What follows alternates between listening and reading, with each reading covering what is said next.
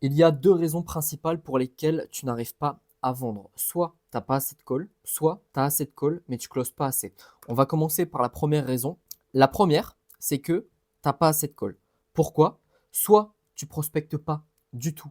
Et alors là, c'est un gros problème. C'est-à-dire que il faut que tu comprennes que la prospection, c'est ça à 95% qui va te rapporter des clients, qui va te rapporter des appels. Donc tu dois vraiment, si là tu ne l'as pas encore fait, te mettre à la prospection. Tu peux aussi ne pas prospecter assez, c'est-à-dire en termes de volume, ou alors tu ne prospectes pas bien, tout simplement. La prospection, c'est le meilleur moyen d'avoir des calls. Tu dois te rentrer ça dans le cerveau. La prospection, c'est pas juste ouais, j'insiste en DM, j'essaye de vendre absolument mon offre, etc. Non, prospecter en DM, ça veut dire discuter avec tes abonnés, discuter avec des potentiels clients. D'accord? Ça ne veut pas dire vendre. Il faut vraiment que tu changes de mindset par rapport à ça. Ensuite, tu sous-estimes le nombre de messages que tu dois envoyer pour booker un call. En général, ça dépend. Ça dépend. Il faut faire des tests, ok? C'est pour ça que je te conseille d'avoir un gros tableau pour faire un gros suivi, des grosses analyses de prospection pour avoir des bonnes datas et pouvoir adapter ensuite tes messages, tester différentes stratégies, etc. Mais en général, il faut 50 à 100 DM envoyés pour avoir un call, entre 1 et 3. Je dis bien messages envoyés, ok? Ce n'est pas des discussions que tu as entamées parce que sur 100 messages envoyés, tu auras peut-être un taux de réponse de 30%, pardon. Donc, tu auras 30 personnes avec qui tu vas discuter. La prospection, c'est ultra important, donc tu dois la mettre dans ta routine, d'accord? Si tu me suis depuis longtemps, tu le sais, mais j'ai mis en place personnellement des routines de travail, c'est-à-dire par exemple checker mes statistiques, écrire mon mail, faire ma story, faire ma prospection et d'autres trucs. Et en fait, ma prospection, elle est dans ma routine de travail. C'est un truc que je dois faire tous les jours parce que c'est hyper important. Ensuite, tu dois sortir du lot, c'est-à-dire que si tu envoies coucou, j'ai fait une vidéo pour expliquer comment je fais pour ajouter 30 000 euros par mois à mes clients, blablabla, alors que toi-même tu ne fais pas 30 000 euros, tu connais, ça ne marche pas. Ok, si tu envoies les mêmes messages de prospection que tout le monde, tu vas avoir les mêmes résultats que tout le monde, c'est-à-dire que tu n'auras pas de réponse. Moi, je reçois à peu près en ce moment 2-3 messages de prospection par jour. C'est à chaque fois la même chose. C'est les mêmes. Donc vraiment, tu dois sortir du lot à ce niveau-là. Et ensuite, gérer tes relances. Il y en a plein qui prospectent, qui envoient 100 messages et c'est terminé. Ben non, c'est pas terminé. C'est le début. C'est le tout début de ta prospection. Pardon. Donc tu dois minimum relancer 2-3 fois la personne tant que tu n'as pas eu de réponse. Ok? Ensuite, il se peut que tu ne sois pas assez visible sur les réseaux tout confondus. J'en parle pas ici. Par contre, j'en parle dans ma formation offerte. Donc, si tu me suis depuis quelques temps, tu le sais déjà, mais j'ai une formation gratuite que j'ai nommée le programme Initiation, dans lequel je te montre comment créer une audience qualifiée en 30 jours sur Instagram. Si tu l'apprends, tu seras automatiquement ajouté à ma liste email et donc tu recevras un conseil business tous les jours à 18h.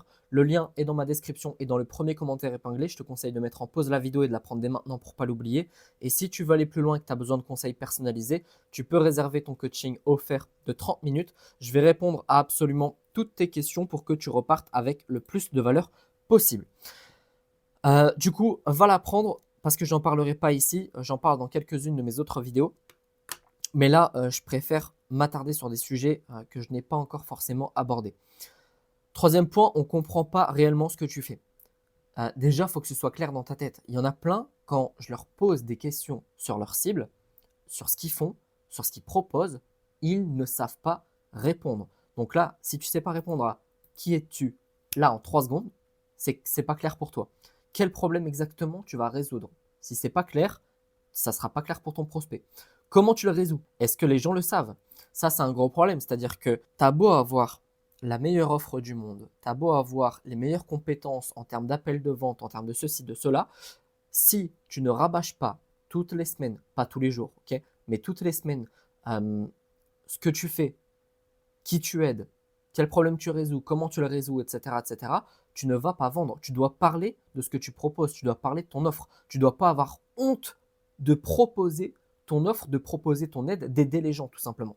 Ensuite, c'est peut-être parce que tu n'as pas de crédibilité, dans le sens où si tu es au tout début de ton parcours entrepreneurial, ou en tout cas du business dans lequel tu es, tu n'as pas de témoignage. Donc ça, c'est un point qui est entre guillemets négatif, mais qui va se résoudre avec le temps, puisque tu vas avoir des témoignages dans le temps.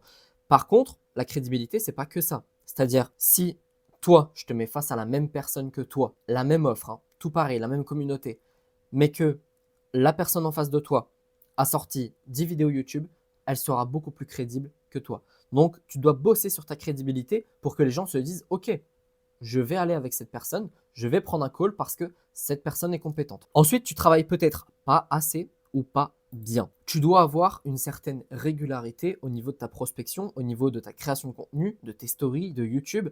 Moi, je ne vais pas prendre un call avec un mec qui crée un contenu tous les 3 jours. Ok?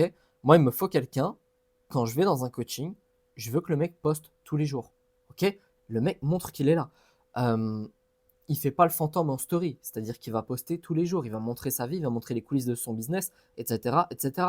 YouTube, il va avoir une certaine régularité, ça montre le sérieux de la personne. La prospection, il faut prospecter tous les jours. C'est pas parce que pendant une semaine tu prospectes 100 personnes par jour, ne prospecte pas 100 personnes par jour. Prospecte-en 20, 30, 100 par jour, tu vas pas tenir. Mais le but, c'est que tu tiennes justement sur le long terme.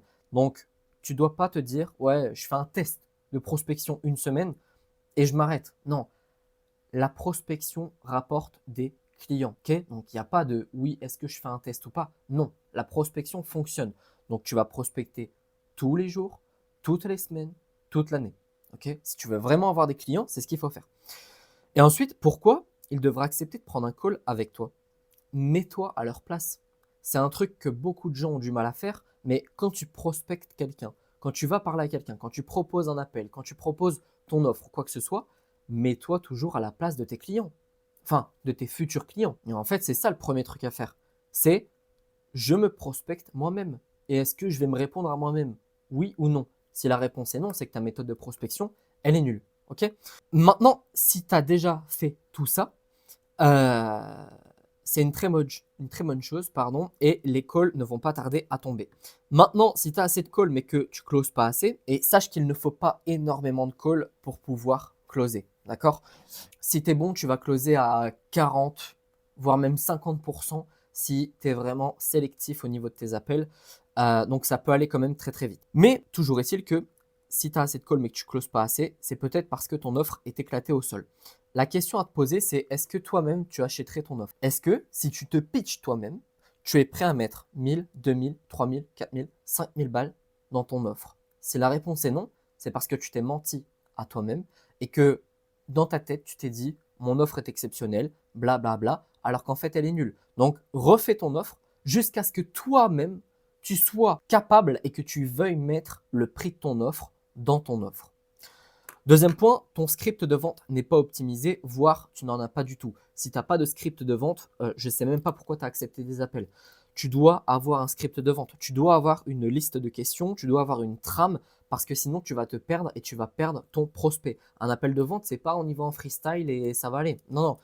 Tout doit être calculé, tout doit être millimétré pour faire un appel efficace. En général, la petite formule, c'est ça, hein.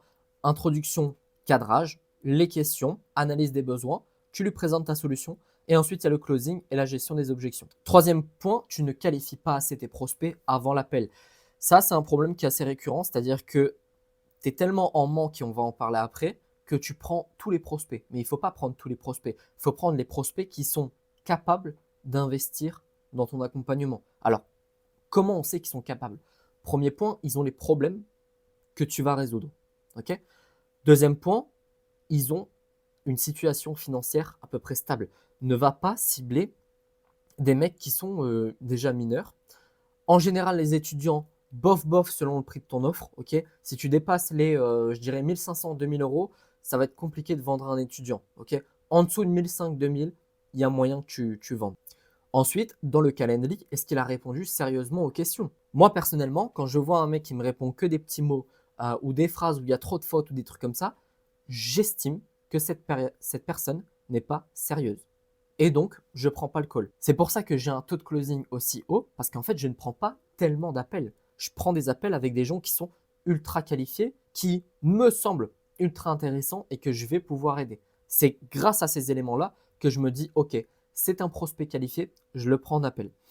Ensuite, tu ne mets pas assez en avant la transformation. Tu parles trop de ouais, ça dure 6 mois, ouais, on va voir ça, ouais, c'est un appel sur WhatsApp par semaine, blablabla. Non, ce que tu vends, c'est une transfo. C'est pas un coaching, c'est pas une solution miracle, c'est une transformation. Tu ramènes la personne du point A au point B. Le point A étant sa situation actuelle, le point B, sa situation désirée. Ensuite, petit 5, tu ne donnes pas assez de valeur pendant l'appel. Alors ça, c'est le problème des appels de vente. C'est-à-dire que moi, je ne passe pas par les appels de vente. Je pense que tu le sais si tu me suis depuis longtemps.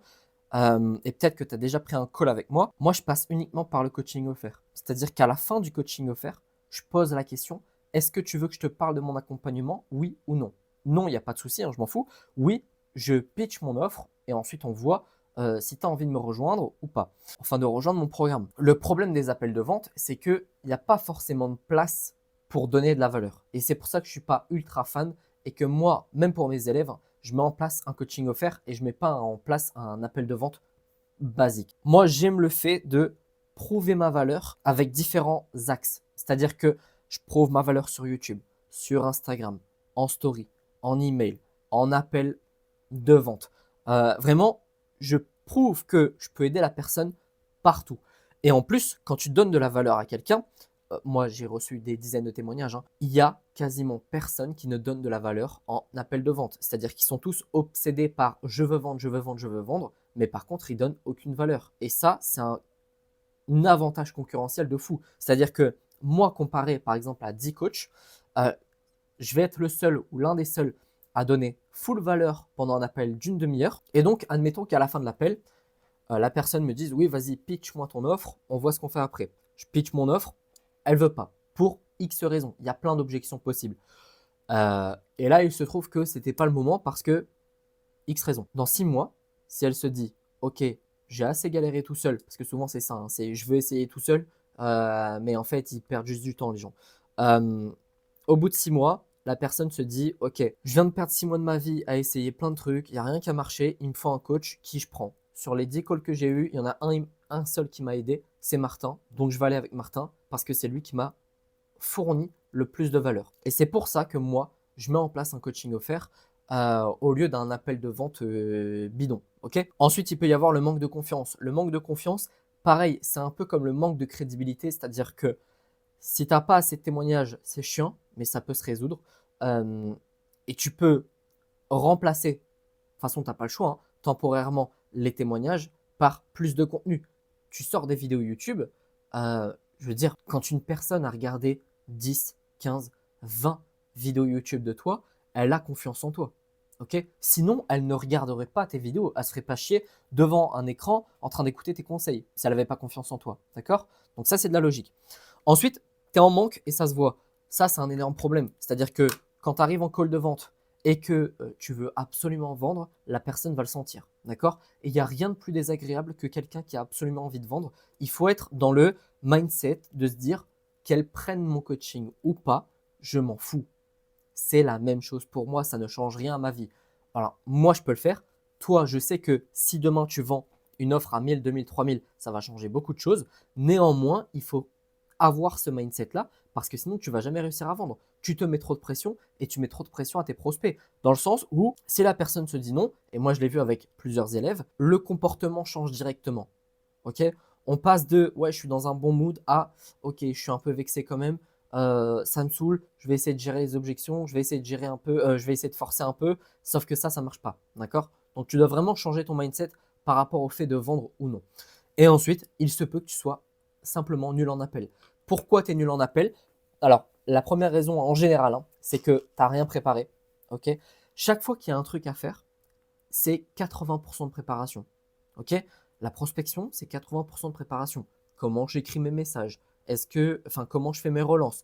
Est-ce que j'envoie mes relances 2 jours ou 3 jours après? Blablabla. Tu dois tout préparer à l'avance. Un appel, c'est la même chose. Donc, si tu n'as pas de script de vente, par exemple, et que tu y vas en freestyle, forcément, ton appel sera nul. Si tu n'as pas préparé, moi, c'est ce que je donne à mes élèves, un document de gestion des objections. Si tu n'as pas fait ça, ça va être la merde quand tu vas recevoir une objection. Si tu t'es pas entraîné à faire des appels de vente avec éventuellement des prospects qui sont pas vraiment qualifiés ou avec ton coach si tu en as un, comme je fais moi avec mes élèves, si tu t'es pas entraîné aux appels de vente, bah, ton premier il va être un peu catastrophique, d'accord? Pareil, si tu arrives et que tu es dans un état de stress de fou furieux, il va pas être agréable le call, ok? Donc, tu dois vraiment améliorer toutes ces compétences, tout ça pour pouvoir réussir à closer, ok? J'espère que cette petite vidéo t'a plu. Sur ce, je te souhaite une excellente journée, une excellente soirée et je te dis à bientôt. Ciao!